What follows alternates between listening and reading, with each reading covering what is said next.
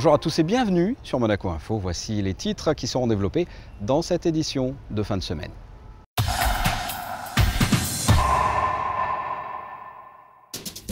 Nous retournerons aux Pays-Bas pour la suite de la visite officielle du souverain, le souverain qui a inauguré l'exposition consacrée à la princesse Grace en présence du roi des Pays-Bas. Nous irons sur le Rocher où vous découvrirez l'exposition événement On Shark and Humanity. Elle vient d'être inaugurée au musée océanographique.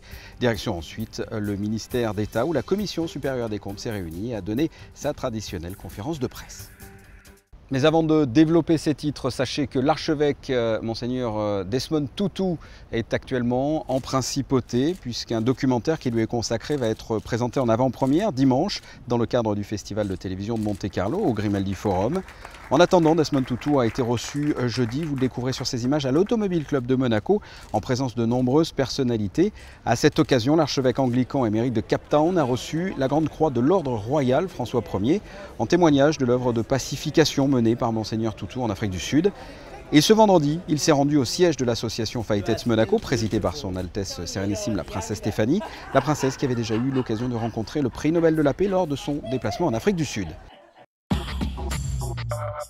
Une rencontre très chaleureuse. Voici en quelques mots les termes que l'on pourrait employer pour résumer la visite de Desmond Tutu au cœur des locaux de Fight-Aids Monaco. Il faut dire que le prix Nobel de la paix a la capacité de transmettre très rapidement une belle joie de vivre et sa bonne humeur. L'association, les actions menées tout au long de l'année, le travail artistique, fruit de nombreux ateliers et même un mini-déploiement en mémoire de personnes disparues ont été présentés à l'archevêque. It is wonderful just to walk in here and to see a place that is so light. Je trouve que c'était merveilleux de pouvoir marcher dans ces locaux, voir un espace si lumineux, si accueillant. Les personnes qui viennent ici ont peut-être parfois eu le sentiment d'être très seules. Il y a des choses qui les préoccupent et en venant ici, que d'y regarder tout ce qu'elles font. And I mean, just look at the things that they're able to do. You know, I give thanks. Je remercie vraiment Dieu pour avoir fait naître des gens comme la princesse. Et je suis sûr que Dieu est très fier d'elle. C'est un plaisir, j'avais eu l'occasion de le rencontrer lors d'un de mes voyages pour Fight-Aids à Cape Town. Et c'est un personnage qui est tellement attachant et tellement... je sais pas, il n'y a pas de mots pour le décrire et c'est vrai qu'il transmet sa bonne humeur, en même temps il est plein de sagesse, plein de générosité et de bonté, de tout ce qu'on veut. C'est vraiment, je pense que c'est la plus belle rencontre que j'ai pu faire jusqu'à maintenant dans ma vie et voilà, et je le porte dans mon cœur. Si Desmond Tutu a pu s'entretenir avec son Altesse Sérénissime, la princesse Stéphanie, il a pu aussi rencontrer l'ensemble des équipes de Fight-Aids Monaco, les bénévoles et plusieurs affiliés de l'association. Moi, je le connaissais de nom, mais franchement, j'étais dans ses bras. Vraiment, je me suis sentie comme un papa, quoi. C'est vraiment quelqu'un de très rigolo, déjà. Je ne pensais pas qu'il était comme ça. Très fier. Très simple, en effet. On voit qu'il appartient à la lignée de Nelson Mandela. Et on voit que c'est un monsieur, tout en étant très sérieux, posé, a, comme dit Agnès, beaucoup d'humour. Je m'attendais à avoir quelqu'un de froid, de plus sérieux, et pas du tout. C'est un monsieur tout le monde qu'on regarde avec admiration et on est très honoré qu'il a été, pour ces 10 ans, présent à Fight-Aids Monaco. C'est un honneur de pouvoir voir Monseigneur Desmond Tutu, quelqu'un qui, pour moi, très spirituel, parce que je sais qu'il était très proche de Nelson Mandela, et un monsieur qui a quand même 85 ans et qui a un sourire énorme. Et pour moi, c'est surtout ce qui dégage au niveau intérieur, de sa paix intérieure, et ce que souvent les Européens ne sont pas, sont plus dans le mental que dans leur cœur. Et ce monsieur-là, il me donne beaucoup comment on appelle ça, il me donne de la paix intérieure et ça me fait beaucoup de bien à l'intérieur de moi-même, en fait, par rapport à ma souffrance. J'imagine que voilà, ça vous fait plaisir de toute façon de montrer aussi le fruit de vos travaux. Voilà, c'est ça aussi. Oui, bien sûr, et surtout ce qu'on peut vivre ici. C'est vraiment une association pas comme partout. Et après cette visite de Desmond Tutu, le mois de juin sera marqué par un autre rendez-vous important, le 4e anniversaire de la maison de vie située à Carpentras le 18 juin. Et sachez que dès lundi 19h, nous reviendrons sur le documentaire consacré à Desmond Tutu dans le cadre de l'émission quotidienne du Festival de télévision. On prend la direction des Pays-Bas pour la suite de la visite officielle du souverain, le prince Albert II, qui a inauguré l'exposition consacrée à la princesse Grace en présence du roi des Pays-Bas. Reportage. Le palais Hetlo à Apeldoorn, à 1 heure d'Amsterdam. Cette ancienne résidence royale est devenue un musée ouvert au public. Et c'est dans cet écrin que le souverain a inauguré l'exposition consacrée à sa mère, la princesse Grace, en présence du roi William Alexander. L'exposition créée en 2007 au Grimaldi Forum a depuis fait une halte dans 12 villes sur 4 continents, près d'1 million de visiteurs au total. Ici, dans le palais Hetlo, l'exposition est répartie dans 4 salles sur 2 étages. Partout, des souvenirs, témoignages, photos, robes, bijoux, films de famille, mais également le prêt de la Renault Floride conduite par la princesse Grace en 1959. C'est la première fois que cette exposition itinérante investit une demeure royale. Cette nouvelle version de l'exposition sur ma mère, la princesse Grace, qui a connu, vous le savez, tout un cheminement à travers le monde et s'est déclinée de différentes façons. Et ici, je trouve que c'est une des expositions les plus réussies, même si elle est sur 2 niveaux et même si les espaces ne sont pas très très grands, c'est je crois une très belle mise en valeur et un très bel hommage à ma mère, la princesse Grace. Cette exposition itinérante permet à sa manière de prolonger le mythe de l'actrice hollywoodienne devenue princesse de Monaco et permet également de mettre en lumière le rôle d'une épouse et mère de famille exemplaire adoptée par toute une principauté. Après, entre autres, la Russie, l'Angleterre, l'Italie, l'Australie, le Kazakhstan, le Brésil ou les États-Unis, une halte aux Pays-Bas jusqu'au 26 octobre. Et la prochaine étape annoncée est en Turquie, à Istanbul, au printemps 2015. Et pour clore le dossier Pays-Bas, le souverain a rencontré lors de sa visite les membres du conseil d'administration de l'AMAD des Néerlandes. Il s'agit d'une antenne locale de l'AMAD mondiale. L'ouverture de cette antenne aux Pays-Bas consolide la présence de l'AMAD en Europe. Après l'Italie, la Belgique, l'Allemagne ou encore la Lituanie, les Pays-Bas donc. Je vous rappelle que l'AMAD est au service de l'enfance à travers le monde. Retour en principauté, nous avions suivi ses préparatifs et son installation acrobatique au musée océanographique. L'exposition événement On Shark and Humanity vient d'être inaugurée. Le prince Albert II a pu découvrir en avant-première, jeudi soir, cette exposition. Le récit de Patricia Navarro. Elles ont effectué un long voyage en bateau avant de rejoindre la principauté. Les 11 œuvres de l'exposition On Sharks and Humanity trônent fièrement au musée océanographique. Créées en Chine, ces sculptures, peintures, poèmes évoquent la problématique de la sauvegarde des requins. Sur la terrasse, dans les salles et sur le parvis du musée, elles sont là pour interpeller le public. Cette exposition ambitieuse a demandé de longs mois de préparation. L'œuvre la plus étonnante, la plus massive aussi, est cet immense filet vert qui a été installé dans la totalité du salon d'honneur du musée. Son créateur, Wang Luyan, est l'un des grands artistes conceptuels de la scène artistique contemporaine chinoise. Vous savez, le salon d'honneur ici, le hall, c'est une sorte de carrefour dans le musée. Donc tout le monde se croise dans cet espace. Et donc je voudrais qu'il rentre dans le filet, qu'il rentre dans l'humanité même pour sentir la sensation et le sentiment des créatures marines quand ils sont pêchés, quand ils sont chassés dans un filet de pêche. Avec le partenariat du groupe chinois Parkview, le musée océanographique poursuit ainsi son travail de sensibilisation. Une grande soirée placée sous le signe de la Chine et des mers et des océans a été organisée au musée océanographique pour marquer l'ouverture de l'exposition.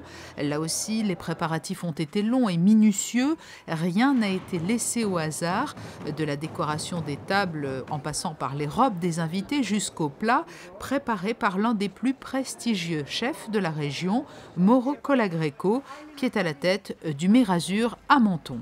Pendant toute la semaine, on a été plus d'une vingtaine de personnes à préparer la mise en place. Et aujourd'hui, on est 25 personnes pour l'envoi. Donc on a une partie au froid et 2 cuisines, 2 postes d'envoi pour justement servir tous les couverts en même temps, tous les convives en même temps. Chef, les assiettes, elles reviennent toutes vides. Il paraît, oui, il paraît qu'ils viennent tout vite, donc ça c'est les plus beaux cadeaux qu'on peut faire à un chef. Ce n'est que lundi, Journée mondiale des océans, que l'exposition On Sharks and Humanity ouvrira ses portes au grand public. Elle occupera le musée jusqu'au mois de mars 2015, avant de devenir itinérante pour une ultime date en Chine, son pays d'origine, à l'horizon 2016-2017. Jeudi, l'association monégasque des activités financières, l'AMAF, organisait un déjeuner à débat. Plus de 70 invités, les acteurs de la place bancaire monégasque. Son président, Étienne Franzi, revient sur ses missions. L'AMAF joue plusieurs rôles. D'abord le rôle de syndicat professionnel. Donc c'est l'AMAF qui négocie avec les syndicats des employés gradés cadres des banques. Mais surtout, c'est l'interlocuteur du gouvernement pour réfléchir à des évolutions de textes, par exemple. Il y a des textes importants dont l'AMAF était à l'origine, par exemple le texte sur le gage de monnaie, qui avant était régi par un texte remontant non pas au siècle précédent, mais au XIXe siècle.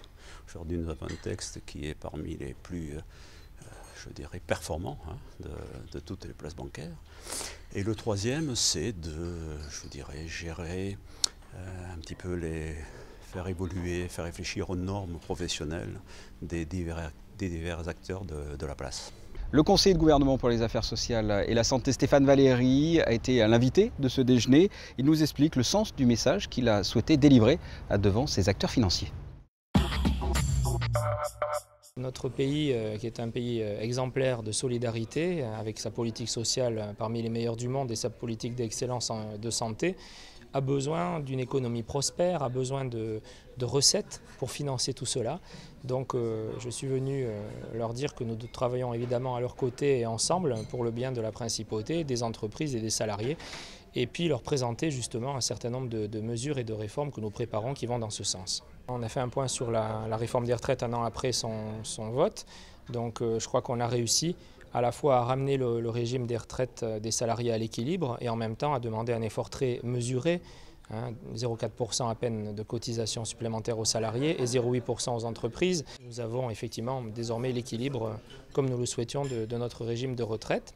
Puis j'ai parlé de deux projets futurs très importants. Le télétravail tout d'abord, qui est évidemment un moyen important pour les banques comme pour l'ensemble des entreprises de la principauté de pouvoir se développer dans le futur en n'ayant pas forcément besoin de surface supplémentaires et de loyers évidemment à payer en plus. Et puis nous avons terminé sur le futur hôpital Princesse Grace qui est à la fois construit pour assurer la meilleure qualité possible de la médecine, mais aussi pour être rigoureux dans sa gestion. Et je leur ai exposé à ces financiers que en fait, la construction de ce nouvel hôpital nous permettra une quinzaine de millions d'euros d'économies sur les frais de fonctionnement par rapport à l'hôpital actuel et une dizaine de millions d'euros d'économies sur les bâtiments que nous n'aurons plus évidemment à maintenir à niveau, les anciens bâtiments actuels. Donc en tout, 25 millions à peu près de gains chaque année. Donc vous voyez qu'au bout de 25 ans, on aura financé un nouvel hôpital pour mieux nous soigner avec des chambres individuelles pour tous, avec des chambres VIP, avec un plateau technique exceptionnel et tous les progrès de la médecine, sans qu'au fond, cet investissement n'ait pas été judicieux, puisque de toute manière, si nous ne l'avions pas fait, nous aurions dépensé en 25 ans des frais supplémentaires de gestion équivalents. Prenons la direction du ministère d'État, où le président de la Commission supérieure des comptes a réuni la presse pour une conférence afin de présenter le rapport public 2013. Les explications de Frédéric Elliot. Elle est chargée d'assurer le contrôle des comptes et de la gestion budgétaire et financière de l'État. La Commission supérieure des comptes présentée par l'intermédiaire de son président James Charrier son rapport public annuel 2013. Un ouvrage de 61 pages présenté à la presse ce vendredi au ministère d'État. On y retrouve plusieurs chapitres, les activités de la Commission durant l'année 2013 ou la gestion budgétaire de l'État sur l'exercice 2011 avec une série d'observations. L'important, quand même, le plus important, c'est la progression des recettes qui a été plus rapide que la progression des dépenses. Donc, globalement, il y a une amélioration de la gestion. Et tout ce que nous souhaitons, c'est que cette amélioration se poursuive et surtout que la politique soit marquée à la fois par la poursuite d'une politique rigoureuse et également par une politique qui, en rétablissant des relations normales entre le budget et le fonds de réserve constitutionnel, permettent d'avoir une vue parfaitement claire de la situation des finances publiques monégasques. La commission a également étudié plus spécialement certaines entités comme la Poste Monaco, l'Office des émissions de timbres-poste ou la Régie des tabacs et allumettes qui ont fait objet de rapports particuliers. Le congrès mondial Ernst & Young Entrepreneur de l'année se tient actuellement à l'hôtel Hermitage. Cet événement rassemble les plus grands entrepreneurs du monde et au terme de ce congrès, le meilleur d'entre eux sera élu. Une manifestation qui a lieu tous les ans à Monaco. Je vous propose d'écouter à ce propos Maria Pinelli, l'organisatrice de cet événement. Le congrès mondial des entrepreneurs de l'année rassemble plus de 50 pays représentés par 60 entrepreneurs. Ils sont venus des 4 coins du monde pour célébrer l'entrepreneuriat et nous allons élire ici à Monaco un entrepreneur. C'est un peu comme les Jeux olympiques de l'entrepreneuriat. Monaco, c'est une si belle principauté, c'est l'une des plus belles au monde et elle est très cosmopolite, avec plus de 120 nationalités résidant ici. Donc c'est tout à fait logique que notre congrès de l'entrepreneuriat ait lieu ici à Monaco. L'entrepreneur mondial de l'année est sélectionné par un panel indépendant d'entrepreneurs. C'est réellement un programme pour l'entrepreneur, par l'entrepreneur. Il y a beaucoup de critères à prendre en compte, comme par exemple l'esprit entrepreneurial, l'innovation ou encore les résultats financiers et l'intégrité sont des facteurs qui rentrent en jeu. En bref, comme à l'accoutumée, vous allez pouvoir découvrir des images exceptionnelles le mardi 10 juin au Théâtre des Variétés à 20h30. Une projection organisée par les archives audiovisuelles de Monaco avec en première partie à l'ouest de Monaco et une deuxième partie consacrée à Sacha Guitry. Toujours en bref, ce n'est plus un secret, ce n'est plus une rumeur et c'est officiel. Jardim sera le remplaçant de Claudio Ranieri pour les 2 prochaines saisons, plus une en option. Le technicien portugais, avec un style plutôt offensif, prendra la tête de l'effectif professionnel avec son staff à la reprise de l'entraînement. La date, le 30 juin. On passe tout de suite à la météo et notamment aux prévisions pour cette fin de semaine. À commencer par samedi avec un temps de début d'été, un ciel bleu et des températures qui montent. Il fera de 19 à 25 degrés. Dimanche, un temps toujours estival, compté de 21 à 26 degrés. Lundi, début de semaine, même chose, un soleil chaud, à peine gêné par quelques nuages. Les températures de 21 à 25 degrés.